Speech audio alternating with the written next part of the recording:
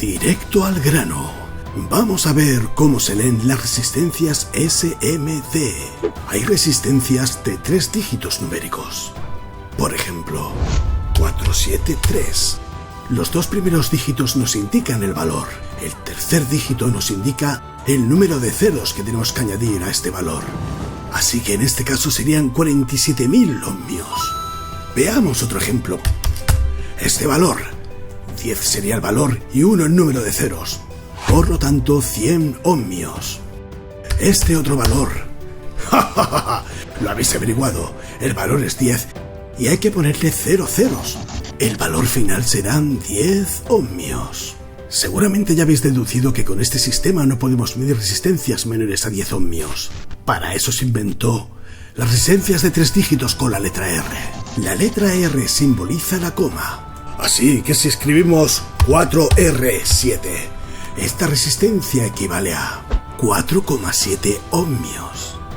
R10. La R también puede ir al principio. Por tanto, la resistencia será de 0,1 ohmio. También disponemos de resistencias de 4 dígitos. En ellas, los 3 primeros dígitos representan el valor y el último dígito la cantidad de ceros que tenemos que agregar. Así que esta resistencia tendrá un valor de 470.000 ohmios. De igual manera que las resistencias de 3 dígitos, si la última cifra es un 0, significa que no tenemos que agregar ningún 0. Por tanto, esta resistencia valdrá 470 ohmios. También existen las resistencias de 4 dígitos con letra R. Porque con el sistema de 4 dígitos el valor menor que podemos representar será de 100 ohmios. Por lo tanto, para valores menores utilizaremos la letra R. La letra R simboliza la coma. Y el último valor es la cantidad de ceros que debemos agregar. Se trata de una resistencia de 4,7 ohmios. Finalmente disponemos de resistencias EIA96.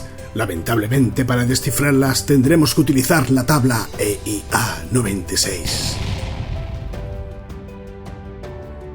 Los 2 primeros valores representan el código que debemos buscar en la tabla, y el último, el multiplicador que también encontraremos en la tabla.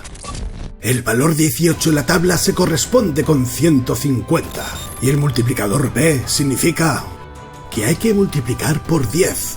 Por lo tanto, 1500 ohmios.